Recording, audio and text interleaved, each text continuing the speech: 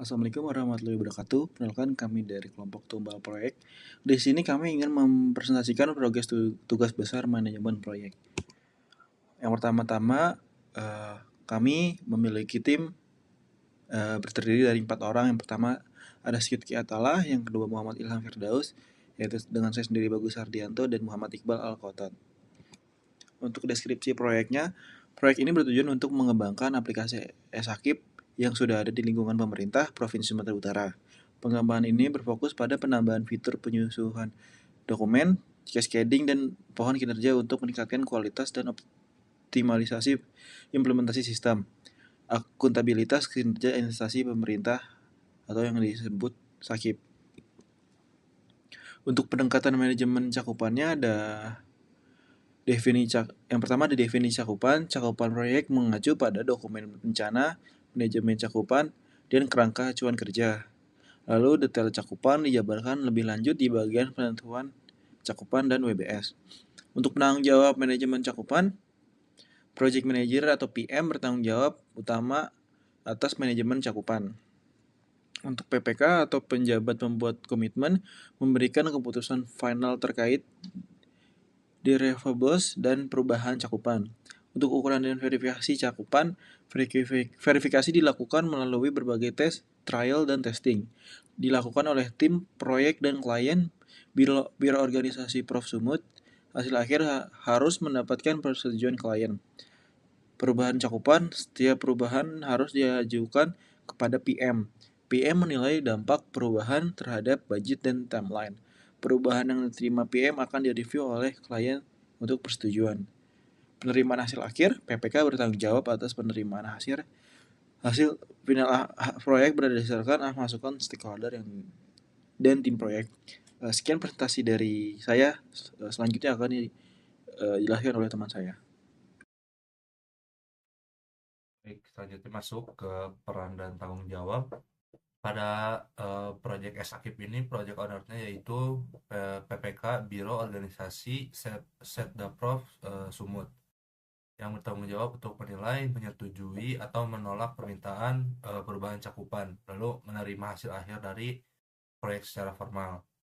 Lalu yang kedua ada tim leader dari tenaga ketua tim, yang bertanggung jawab untuk mengelola dan memverifikasi cakupan proyek sesuai rencana, memfasilitasi permintaan perubahan cakupan dan menilai dampaknya, mengkomunikasikan keputusan terkait cakupan kepada tim dan stakeholder, lalu memperbarui dokumen proyek setelah perubahan disetujui. Lalu yang kedua, sistem information expert oleh tenaga ahli sistem informasi, bertanggung jawab memastikan perubahan cakupan secara teknis layak dilakukan dan berpartisipasi dalam penilaian dampak perubahan cakupan.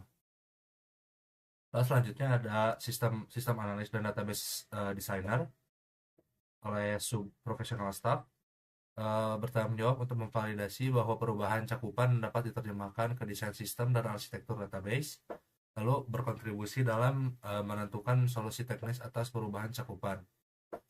Lalu ada peran sebagai programmer yang diisi oleh subprofessional staff, bertanggung jawab untuk menilai upaya atau effort yang dibutuhkan untuk perubahan cakupan dan mengimplementasikan perubahan yang disetujui dalam kode aplikasi. Lalu yang terakhir ada IT support oleh tester atau IT support atau tester oleh subprofessional staff, bertanggung jawab untuk memverifikasi bahwa deliverables sesuai cakupan saat pengujian dan menguji apakah perubahan cakupan telah diterapkan dengan benar tanpa menimbulkan error baru. Lalu masuk pada project scope management.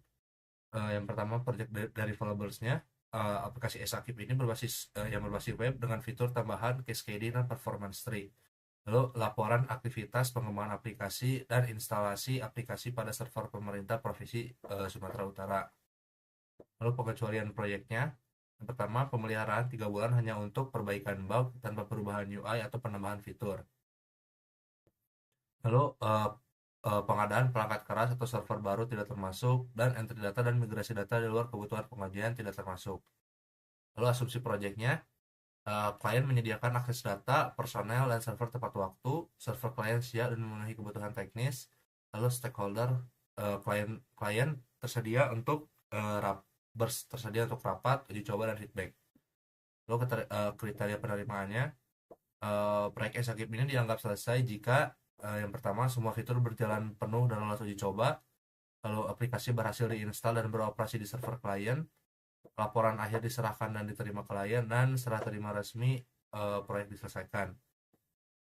Lalu untuk batasan proyeknya, waktunya maksimal 2 bulan dengan anggaran 40 juta, dan teknologi yang dipakai itu PHP versi 8.1 untuk database menggunakan MariaDB, dan untuk operation sistemnya menggunakan Linux.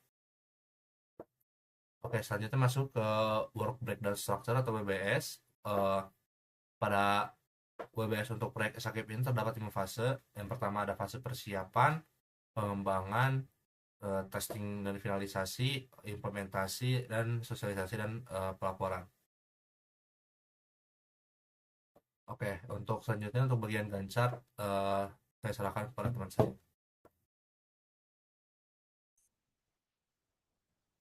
Baik, selanjutnya saya akan menjelaskan bagian Gantt chart dari proyek Esakip. Gantt chart ini merupakan gambaran keseluruhan jadwal proyek mulai dari tahap awal hingga tahap akhir. Diagram ini membantu kita memahami hubungan antar kegiatan, durasi pengerjaan, serta waktu mulai dan selesai setiap tugas. Dengan Gantt chart, kita bisa memantau progres, menghindari tumpang tindih, pekerjaan yang tidak perlu, dan memastikan setiap fase berjalan sesuai dengan rencana. Jika kita lihat pada bagian kiri diagram, terdapat struktur WBS atau Work Breakdown Structure. WBS ini membagi proyek menjadi beberapa fase utama, yaitu fase persiapan, fase pengembangan, fase testing dan finalisasi, fase implementasi, dan serta fase sosialisasi dan pelaporan. Setiap fase kemudian dipecah lagi menjadi aktivitas-aktivitas yang lebih rinci. Masuk ke bagian kanannya, di sini ditampilkan timeline yang menunjukkan kapan setiap aktivitas dimulai, berapa lama berlangsung, dan kapan selesai. Setiap bar berwarna biru menunjukkan durasi pengerjaan aktivitas tersebut. Pada fase persiapan, kegiatan dimulai dengan pengumpulan kebutuhan, pembuatan dokumen SRS, hingga desain awal. Fase ini berlangsung sekitar akhir April hingga awal Mei. Warna biru yang lebih pendek menunjukkan bahwa beberapa tugas seperti kebutuhan desain dan pengumpulan bahan memiliki durasi yang lebih singkat. Kemudian dilanjutkan ke fase pengembangan yang terlihat cukup panjang dan terdiri dari beberapa aktivitas paralel. Di sini tim melakukan desain UI UX, pengembangan backend, front-end, serta integrasi sistem. Bar yang tumpang tindih menunjukkan bahwa beberapa pekerjaan dilakukan secara bersamaan untuk mempercepat proses, namun tetap dalam alur yang terkoordinasi. Selanjutnya masuk ke fase testing dan finalisasi, mulai dari pengujian internal, pengujian bersama mitra, perbaikan bug, hingga review final. Pada bagian ini terlihat beberapa bar pendek dan berurutan yang menandakan fase iteratif, yaitu proses pengujian, perbaikan, kemudian diuji kembali. Berikutnya adalah fase implementasi, yang meliputi instalasi aplikasi, setup server, deployment, monitoring, hingga UAT atau User Acceptance Test. Pada bagian UAT terlihat ada jeda-jeda yang menggambarkan adanya waktu penyesuaian dan perbaikan berdasarkan masukan pengguna. Fase terakhir adalah sosialisasi dan pelaporan, yang mencakup menyusun materi, jadwal sosialisasi, pelatihan pengguna, dokumentasi teknis, hingga penyerahan laporan akhir. Secara keseluruhan, fase ini ditampilkan dengan bar-bar yang lebih rapat, yang menandakan adanya beberapa tugas yang berjalan berdekatan dan saling melengkapi. Jika kita lihat secara keseluruhan, proyek ini berlangsung dari akhir April hingga akhir Juni. Dengan Gantt ini kita bisa memastikan bahwa setiap fase berjalan sesuai timeline, memudahkan koordinasi antar tim, dan memberikan gambaran jelas mengenai progres proyek dari awal sampai selesai. Di sini juga ada link Gantt dari kelompok kami. Dan selanjutnya saya serahkan kepada Sidki.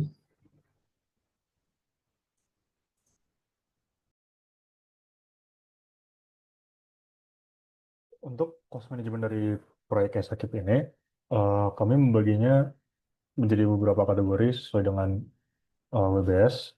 Jadi pengalokasian dananya itu berdasarkan workflow dan structure yang sudah dibuat, bisa dilihat seperti ini. Nah, untuk total biaya keseluruhan proyek itu ada di 40 juta rupiah, dan 40 juta ini akan dibagi-bagi di masing-masing eh,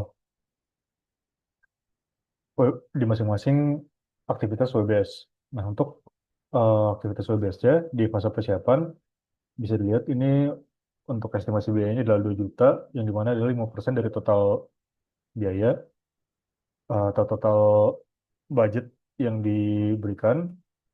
Dan ini digunakan untuk rapat, pengumpulan data, dan pembuatan dokumen-dokumen seperti SRS dan SWDD. Lalu untuk fase development atau pengembangan, di sini kita memberikan dana sebesar 24 juta, yaitu 60% dari total dana yang dilokasikan untuk proyek ini. Dan ini digunakan untuk membayar developer, untuk pengembangan UI UX, backend, frontend, dan integrasi.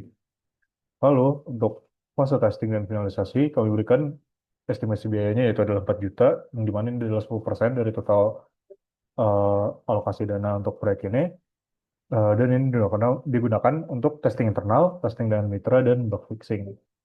Lalu di fase implementasi atau fase yang terakhir, ini ada di 2 juta yaitu 5% yang digunakan untuk biaya setup server, deploy aplikasi, dan user acceptance test.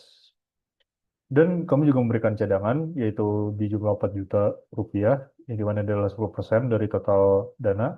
Dan ini digunakan untuk kebutuhan-kebutuhan mendadak atau darurat yang misalnya muncul di tengah-tengah berjalannya proyek, seperti misalnya pembayaran server yang mungkin harganya tiba-tiba naik, atau eh, penambahan pembayaran untuk developer, dan lain-lain. Lalu yang terakhir adalah pengalokasian untuk manajemen proyek dan overhead, yang dimana jumlah 2 juta yang dialokasikan sebesar 5%. Dan biaya ini digunakan untuk PM, administrasi, dan koordinasi. Dan di sini ada eh, apa pembagian dana dengan melihat fase-fasenya, yaitu bulan 1 dan bulan 2, karena proyek ini dilaksanakan selama 2 bulan. Jadi untuk eh, bulan 1 ada fase 1.1 dan 1.2, yang dimana itu adalah fase persiapan dan fase pengembangan. Di sini di bulan 1 itu dipakai sebanyak 16 juta untuk total biaya untuk pengalokasian dananya. Lalu eh, di bulan 2 yaitu fase 1.2, yang dimana itu tetap fase pengembangan yang tadi, karena itu dijadwalkan untuk berjalan selama 2 bulan. Lalu fase 1.3, 1.4, dan 1.5, yang dimana masing-masing adalah fase testing, fase implementasi, dan fase sosialisasi dan laporan. Dan ini dilokasikan sebanyak 18 juta untuk bulan kedua. Dan cadangan tadi masing-masing dibagi 2 juta untuk 2 bulan tersebut. Dan sama dengan manajemen proyek dan overhead, itu sama-sama dibagi 1 juta untuk masing-masing bulan. Dan untuk total cost-nya atau baseline-nya itu ada di 19 juta untuk bulan pertama dan 21 juta di bulan kedua. Eh, untuk kontrol threshold dari proyek ini, batas toleransi untuk setiap penyimpangan biaya, jika cost variance atau CV melebihi 10% dari anggaran yang direncanakan, maka PM atau project manager harus mengambil tindakan korektif dan melaporkannya kepada project owner. Lalu untuk performance measurement rules atau eh, peraturan dalam mengukur performa dari pengerjaan proyek, itu dilakukan dengan pengendalian biaya akan menggunakan teknik EVM, yaitu Earned Value Management, yang dimana ini menggunakan eh, RP atau Rate of Performance untuk mengukur presentasi pekerjaan yang sudah disesuaikan. Lalu digunakan juga CPI atau Indeks Kinerja Biaya, dan SPI, Indeks Kinerja Jadwal, eh, akan dihitung dan dipantau secara berkala. Dan jika nilai dari salah satu CPI dan SPI itu berada di bawah satu, hal ini menunjukkan masalah, yang dimana bisa berarti jika CPI-nya di bawah satu, maka proyeknya bisa terlalu mahal atau di luar budget yang diberikan. Dan jika SPI-nya kurang dari satu, itu bisa menandakan bahwa proyek ini eh, keluar dari jadwal yang sudah ditentukan dan harus dianalisis lebih lanjut. Dan untuk kontrol cost proses sendiri, ya, pengendalian biaya meliputi pemantauan kinerja biaya dan memastikan bahwa hanya perubahan yang disetujui yang dimasukkan ke dalam cost baseline yang direvisi. Dan setiap perubahan cakupan yang disetujui harus dievaluasi dampaknya terhadap anggaran oleh PM, kemudian disetujui oleh PPK. Tim akan menggunakan cost baseline yang ditetapkan dalam dokumen ini untuk memantau status project. Oke, di sini saya akan menjelaskan tentang quality management.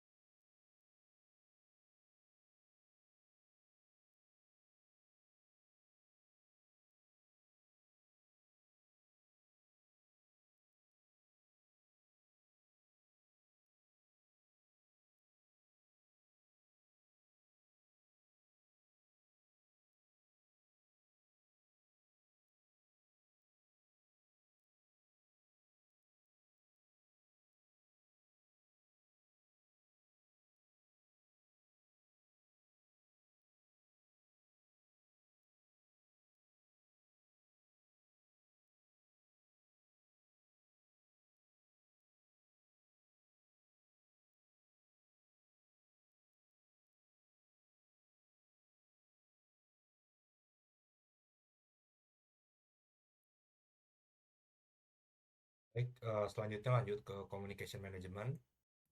Oke, di sini ada tabel jenis komunikasi untuk pencegahan terjadinya miskomunikasi. Yang pertama itu ada daily progress update dengan frekuensi harian.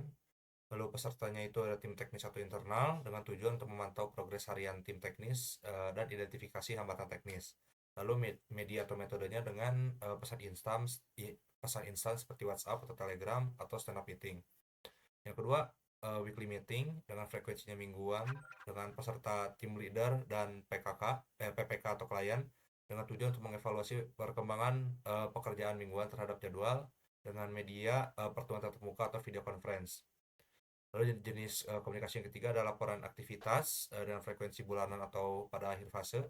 Dan pesertanya itu tim leader dan project owner dengan tujuan untuk melaporkan status deliverables dan penggunaan. Lalu media atau dengan metodenya itu melalui dokumen PDF atau hard copy. Lalu ada diskusi review dan feedback dengan frekuensi sesuai milestone. Lalu pesertanya itu tim pengembang dan mitra dengan tujuan untuk mendapatkan umpan balik atas fitur yang dikembangkan oleh UI UX dan backend. Lalu medianya itu melalui rapat tatap muka atau demo aplikasi. Yang terakhir ada sesi sosialisasi dan training. Frekuensinya atau dijalankan di akhir project, yaitu pesertanya itu tim pengembang dan pengguna atau ASN ini dengan tujuan untuk melatih pengguna dalam menggunakan aplikasi e-Sakip dengan medianya presentasi dan pelatihan langsung. Untuk selanjutnya akan dijelaskan oleh teman saya. Quality Management bertujuan untuk memastikan penambahan fitur cascading dan penguatan kinerja, yaitu memenuhi standar teknis pemerintahan atau SPBE sesuai dengan kebutuhan fungsional Biro Organisasi Provinsi Sumatera Utara, memberikan performa, stabilitas, dan keandalan sistem yang optimal. Tujuan utama manajemen kualitas proyek ini adalah menjamin hasil akhir sistem berkualitas tinggi, menekan risiko kegagalan fitur saat digunakan, memastikan aplikasi siap digunakan secara operasional dan berkelanjutan, menjadi dasar evaluasi dan penerimaan hasil pekerjaan. Standar kualitas proyek dibagi ke dalam 3 aspek utama, yaitu target performa sistem SLA, target produktivitas dan jam kerja, lalu ada standar kualitas teknis. Standar performa yang harus dirasakan langsung oleh pengguna, yang pertama ada kecelakaan load data, ada optimal query, dan ada stabilitas sistem. Standar untuk menjaga konsistensi dan efektivitas kerja tim yaitu jam kerja efektif minimal 40 jam per minggu per anggota, jam kerja inti fokus pengembangan dilakukan pada pukul 9 sampai dengan 17.00. Ketepatan sprint minimal 90 story points selesai setiap sprint atau 2 mingguan. Perbaikan bug high priority maksimal 4 jam kerja setelah bug dilaporkan. Standar teknis untuk menjamin kualitas kode dan sistem ada code review, ada unit testing, dan juga dokumentasi teknis. Aktivitas pencegahan untuk memastikan proses berjalan sesuai rencana ada audit internal, review arsitektur, dan juga manajemen risiko kualitas. Aktivitas inspeksi untuk memastikan hasil akhir sesuai standar ada itu internal testing, user acceptance test atau UAT, dan juga ada testing pasca instalasi.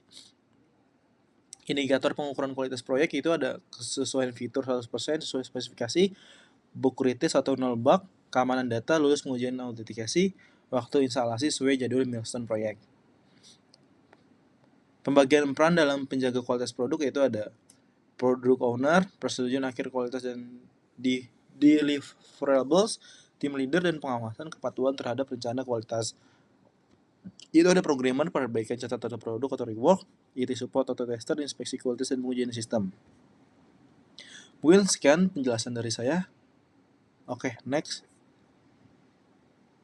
Selanjutnya di sini saya akan membahas tentang stakeholder manajemen strategi. Untuk pembahasan pertama yaitu adalah identifikasi stakeholder. Untuk yang pertama adalah project owner atau PPK yang berperan sebagai pemilik proyek dan pengambil keputusan utama. Yang kedua adalah Biro Organisasi Provinsi Sumatera Utara yang berperan sebagai pengguna utama dan penerima manfaat aplikasi. Yang ketiga adalah tim pengembang atau penyedia jasa yang berperan sebagai pelaksana pengembangan aplikasi e-Sakip. Yang keempat adalah tim IT pemerintah provinsi yang berperan sebagai pendukung teknis instalasi dan infrastruktur. Yang kelima adalah pimpinan OPD atau perangkat daerah yang berperan sebagai pihak yang memanfaatkan hasil kinerja Sakip. Yang keenam adalah ASN pengguna aplikasi yang berperan sebagai pengguna operasional aplikasi e-Sakip. Untuk pembahasan selanjutnya yaitu adalah analisis stakeholder. Di sini kita bisa melihat untuk project owner atau PPK dan Biro Organisasi Provinsi Sumatera Utara memiliki interest dan power tinggi. Jadi kita kategorikan sebagai key player. Selanjutnya itu adalah tim pengembangan yang memiliki interest tinggi namun power sedang. Jadi kita kategorikan sebagai manage closely. Selanjutnya adalah tim IT provinsi dan pimpinan OPD memiliki interest dan power sedang. Jadi kita kategorikan sebagai keep informed. Yang terakhir adalah ASN pengguna yang memiliki interest tinggi namun power rendah sehingga tetap perlu diberikan informasi secara berkelanjutan. Jadi kita berikan kategori keep informed. Untuk pembahasan terakhir yaitu adalah strategi. Untuk project owner atau PPK dilibatkan secara aktif dalam persetujuan perubahan, evaluasi progres, dan penerimaan hasil akhir proyek. Yang kedua adalah Biro Organisasi Provinsi Sumatera Utara, dilakukan koordinasi rutin, demo aplikasi, serta pelibatan aktif pada tahap UAT. Untuk ketiga adalah tim pengembang, dilakukan koordinasi harian dan mingguan untuk memastikan kesesuaian hasil dengan rencana proyek. Yang keempat adalah tim IT Provinsi, dilibatkan pada tahap instalasi, deployment, dan pengujian sistem. Yang kelima adalah pimpinan OPD, diberikan informasi terkait manfaat aplikasi dan hasil implementasi. Yang terakhir yaitu adalah ASN pengguna, dilakukan sosialisasi dan penelitian penggunaan aplikasi. Mungkin sekian presentasi dari kelompok kami. Jika ada salah kata atau kekurangan, mohon maaf sebesar-besarnya. Terima kasih atas perhatiannya. Wassalamualaikum warahmatullahi wabarakatuh.